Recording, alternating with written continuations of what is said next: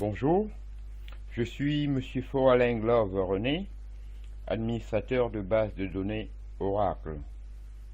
J'interviens en entreprise en qualité de consultant pour la réorganisation des bases de données Oracle, SQL Server, DB2, MySQL et la liste continue.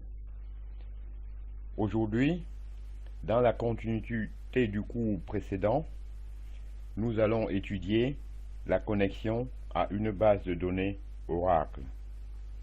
En effet, l'utilisateur qui décide d'accéder aux données gérées par un serveur Oracle doit tout d'abord établir une connexion à la base de données. La procédure est la suivante.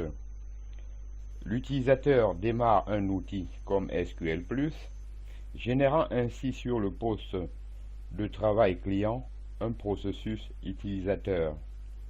Lorsque l'utilisateur se connecte ensuite au serveur Oracle en signifiant un nom d'utilisateur et un mot de passe valide, un processus est créé sur le poste où réside le serveur Oracle. Il s'agit d'un processus serveur.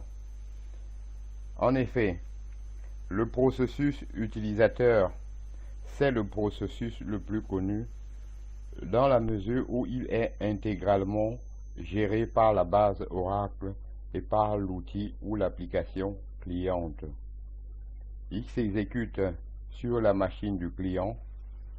Il est démarré lorsque l'outil démarre et se termine lorsque l'utilisateur quitte ou est obligé d'interrompre la session en cours.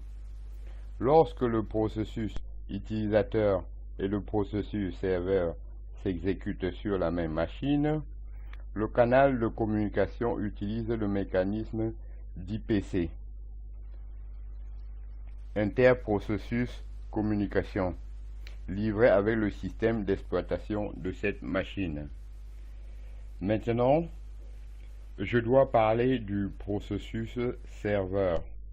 Le processus serveur sert principalement à charger en mémoire les données du disque.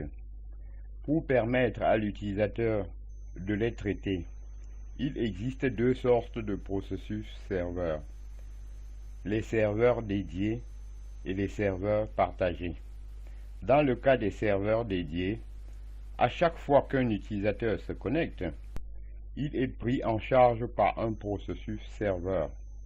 Si 100 processus utilisateurs se connectent, 100 processus serveurs sont ainsi créés et chacun prend en charge spécialement les commandes du seul et même processus utilisateur tout le temps de sa session.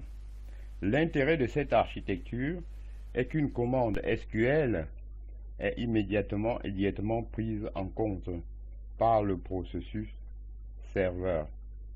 Par contre, chaque processus serveur occupe une zone de mémoire et utilise la CPU. Dans la configuration des serveurs partagés, c'est un petit groupe de processus serveurs qui s'occupe d'un grand nombre de processus utilisateurs. Oracle utilise pour cette organisation un processus réseau, le dispatcher. Les processus utilisateurs sont alloués à un processus dispatcher. Celui-ci met les requêtes des utilisateurs dans une file d'attente et le processus serveur partagé exécute toutes les requêtes. Une par une, cette configuration permet de réduire la charge de la CPU et utilise moins de mémoire. Par contre, lors de fortes utilisations de la base de données, il risque d'y avoir des temps d'attente dans l'exécution des requêtes des utilisateurs par les serveurs partagés. En conclusion, j'ai donc terminé avec cette partie du cours concernant la connexion à une base de données Oracle. Merci. Bonjour, je suis